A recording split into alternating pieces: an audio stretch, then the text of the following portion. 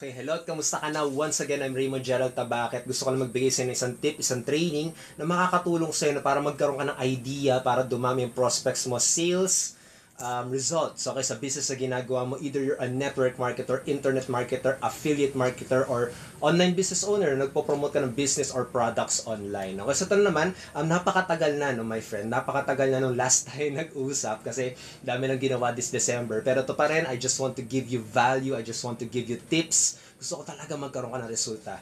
Okay, so to, ang mga share ko sa'yo, gusto ko lang, ayun, na tumulong talaga sa akin na nagkaroon ng resulta, nagkaroon ako ng idea, at gusto ko rin yun din mangyari sa'yo. Okay, so to, gusto ko lang magkwento muna sa'yo, okay? Itong topic na to kasi is, paano ka ba magkakaroon ng tuloy-tuloy na resulta? Okay, paano mo ba gagawin yung business mo na parang bundok, alam mo, parang gumagawa ka ng bundok paakyat ng paakyat? Okay, parang ganun, di ba? Or parang sabihin natin na parang snowball.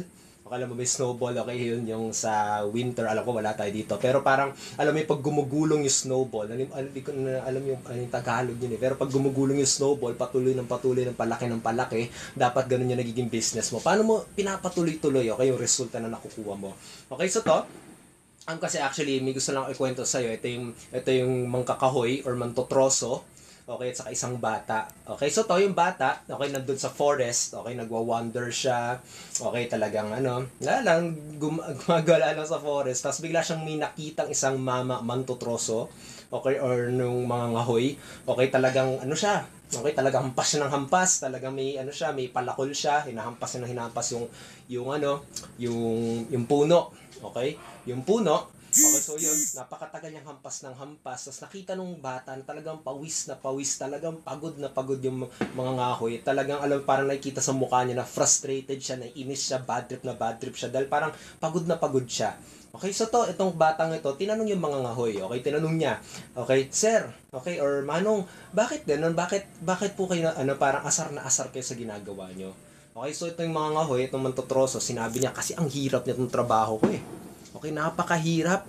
Okay, talagang nakakapagod na araw-araw, pagod ako, pero ang konti na nakukuha kong resulta. Okay, ang konti na nakukuha kong, alam mo yung kahoy, okay, para ibenta.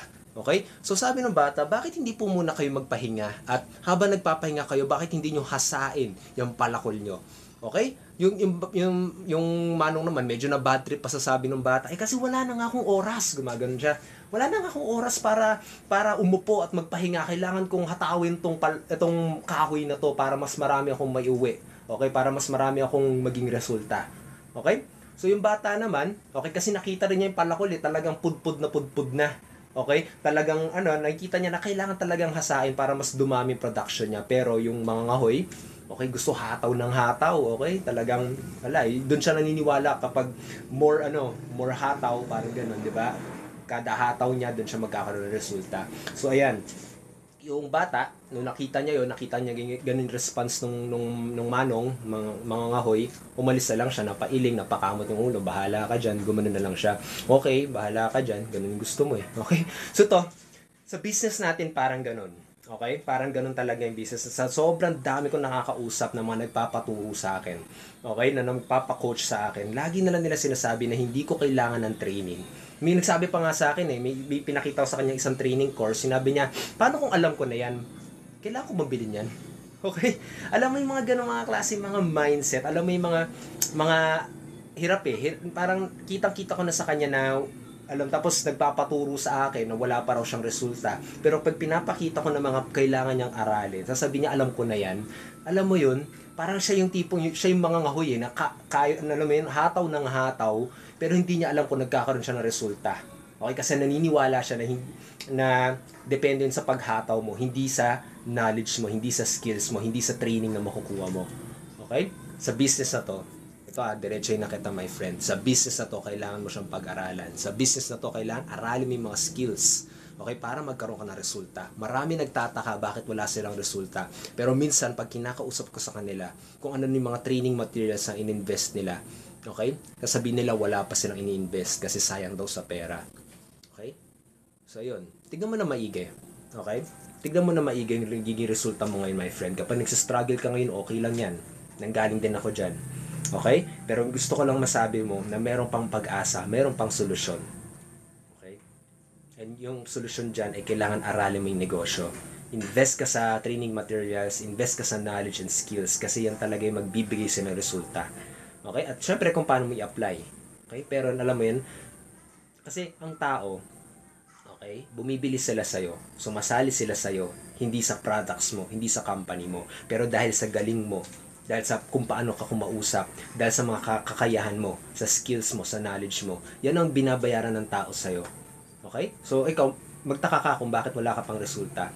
Ang tanong ko sa'yo, nag-invest ka na, magkano na in-invest mo sa training? Yung panahon na in-invest mo sa training, yung panahon na in-invest mo sa knowledge and skills mo, nagbabasa ka ba ng libro? Okay? Araw-araw. Ito dinidiretso na kita kasi ganun talaga eh. Okay? Ito yung first step na kailangan mong gawin. Sabi nga ni Robert Kiyosaki, diba? Hindi ko na alam yung exact niya sinabi, pero ngayon, ang nagsisimula ka pa lang sa negosyo mo, ang pinakauna mong focus is to gain knowledge, is to gain skills. Okay? Kasi yan ang magiging biggest asset mo. Yan ang magiging company mo. Yan ang magiging business mo. And no one can take that away from you. Kahit manakawan ka man, katok lang sa kahoy, okay? Hindi ka mananakawan, pero kahit manakawan ka man, masunog man ng business mo, okay, may magnakaw man, may mag-scam man sa'yo, hindi nila makukuha yung kakayahan mo, yung knowledge and skills mo. Kayang-kaya mo ulit buuin yung business mo. At doon yung nangyayari, doon nagkakaroon ng resulta. So bakit ba? Bakit ang konti lang ng mga taong mga nagkakaroon ng resulta? Kasi meron silang knowledge and skills. Ngayon, tanong, paano naman ako magkakaresulta? Alam mo nang kailangan mong gawin. Okay? So yun, you have to invest in knowledge and skills, aralin mo yung negosyo mo. Kasi, bakit? You are your business. Hindi mo kayang higitan pa yung resulta mo sa sarili mo. Okay? Yung sarili mo yung magbibigay ng resulta sa'yo. Hindi yung products, hindi yung company, hindi yung compensation plan, pero ikaw. Okay? So yun. So I hope marami ka natutunan dito sa video na to. Okay? I hope na you click the like button, leave your comments below. Share this content kapag nagustuhan mo to. Baka makatulong pa sa team mo. Pwede mo i-share sa team mo. Okay? At dito sa video na to, mag-iiwan ako dyan ng link. Okay? Isang link na ginawa kong training materials. Okay? Free online marketing, free online training.